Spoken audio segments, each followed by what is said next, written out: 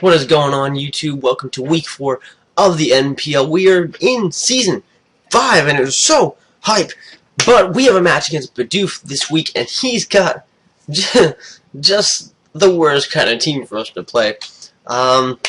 Two very powerful mons in Mega Beedrill and Lando I.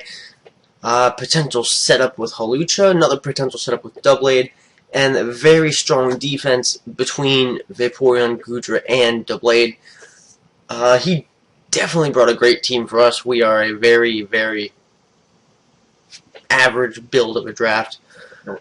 But this is the first week, and last week we will be bringing Pyroar. We did drop him, but we're going to jump into this. Now he's going to issue this challenge. We're going to lead off with Pinhead Larry. I just want to get my stand up as soon as possible, just to really grind into his tanks. So he leads off with Goodra, and I'm thinking, okay, well, we're very specially defensive. We can handle it. He goes to superpower. Man, I didn't even know this thing got superpower. But luckily, we do end up living, and that just puts a damper on Tyranitar's whole strategy. But we do manage to get the sand up. We do manage to get the rocks up. We're going to switch on out of there and go into Maytag to Rotom Wash. Now, he goes for another superpower, which really doesn't do too much to us. Unfortunately, Rotom also can't hurt this Goodra. We really can't do anything to it. So we're struggling a little bit in sand. His superpowers are chipping away, and the sand is not helping at all. But we do get this mean Thunder Wave off. We do get a paralysis on it. So at this, I don't know how to handle this thing. I haven't played a Goodra in like a year and a half. So I figure his attack's low enough, his defense is low enough, we can just Volt Switch out of there. And we're going to hop into Swarly, who really shouldn't have a problem eating its superpower, but luckily we get the Parahacks. Now, obviously, he's not going to want to stay and go head-to-head with this thing. I predicted the switch in Vaporeon, Squeegee Cat coming in, but Swarly doesn't have anything that can hit Vaporeon, so we have to go for the Drake Meteor and just get off some hard damage on it. The Sandstorm does subside, but our special attack's too low at this point. We can't afford to stay in, so we're going to go into Sanic. And he's predicting the switch. He goes for the Heal Bell. And maybe he didn't predict the switch. He just knows Dragology can't hurt Vaporeon at -2. That's the situation. But he's going to switch out of there, go back and house Goo, predicting this Seed Flare, and it gets Sap Sipper. I didn't even know that. Like, I can't stress to you how much I don't know what Goodras do. But he does go for an Outrage. That does take Maytag down to almost nothing. But at this point, seeing how many superpowers he went for, I'm forced to assume he's choiced somehow. We're going to go on to Galahorn, who is actually our dedicated Beedrill switch-in. And after the Sap Sipper and the crit, that does massive damage. Massive damage. He switches out into No Sympathy to Landers. I really should have made a different play here. We go for the U-turn. There was no reason not to roost. No reason at all not to roost. But we go back into Maytag. Just, predicting an Earthquake here. So we're going to go for the Protect. As he goes for U-turn, nothing happens. So we're going to switch back out again.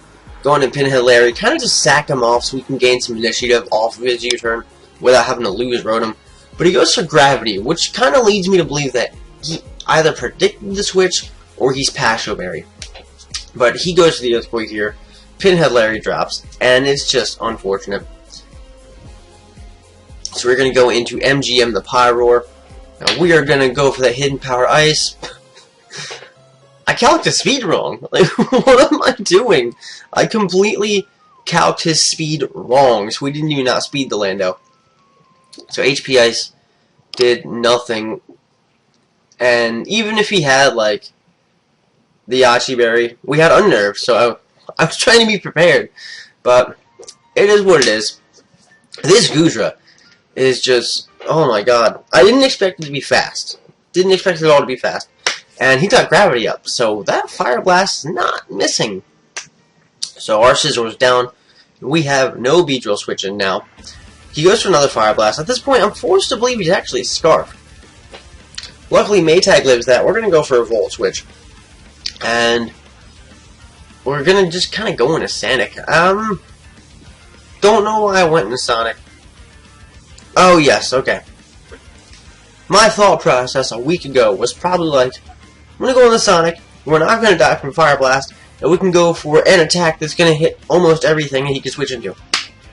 But he goes into Hawlucha here, who was played very well, might I add. He goes for a substitute, eats a Dazzling Gleam, and then that's just kind of repeated for a while. This was kind of a lose-lose situation for me. I figure I can sit here and keep breaking subs until he eventually kills Shaman, or I can switch out and give him a free Swords Dance with a sub up. So I feel like my best bet is kind of just to sack off Shaman here and just break his subs out. But he eats his berry to increase his attack, which really hurts us anyway. So we do break the last sub, as he just kind of goes for a Drain Punch here. I'm getting some health back. And Shaman dies. Luckily, I know that we can live this. I calc this Dragouge, and we do manage to take out Hawlucha, which kind of saves our differential a little bit. It's better than what it could have been otherwise, so I can't really complain there a whole lot. But he goes into BRB, the Mega Beedrill Scumbag Stabby coming through. But goes for that clean knockoff, Dragouge drops, and we are left with our Rotom Wash. So Maytag is... there was really no reason for me to protect here.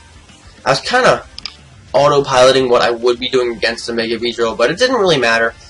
No matter what he has, we would die. And that's the end of the game. Now, looking back on this match, it really just solidified something that a couple of things I already knew. One, I have no idea what my squad does, like, at all. I came into the draft thinking, I'm going to draft some new mons, some stuff I don't use ever. I drafted too many mons I don't use ever, and I'm very unfamiliar with almost my entire squad. Now, luckily, that is going to change. We did drop Pyroar, and we did drop Shaman for Ninetales and Venusaur. Kind of just rock some dual weather going on. I want to beat multiple threats. Now, that could bite us in the ass. It very well could. Will it? I don't think so. I don't think so. Just because I can use Ninetales very well. I'm pretty confident in my ability with Venusaur. And it just kind of makes up for the fact that I really just don't like Mega Tyranitar. I'm not a fan of it. And we don't really have the free agency space to switch them out. Another big issue I'm noticing. I don't play UU or OU. I don't even know what half of those mons do. Which really just comes down to I need to do my homework. That's what it is. I have to do my homework. Again, don't let this take anything away from my opponents, by the way. Like, that Goodra set, that was fire. Like, it's not hard to know what basic Goodras do, and he did not bring a basic Goodra. That took prep, and that took planning. And Bidoof, that was a great game. I will give you that set, man. That was some heat. But we are going to have a match against Treb coming up. So stay tuned for that one. Until then, I'm going to be catching up on my OU. I'm going to catch up on my UU a little bit. I'm going to be practicing with the squad a little more than I should. Well, a little more than I have been, which I should have been doing. Tongue twisters. But until then, guys, I will see you next time. Stay frosty.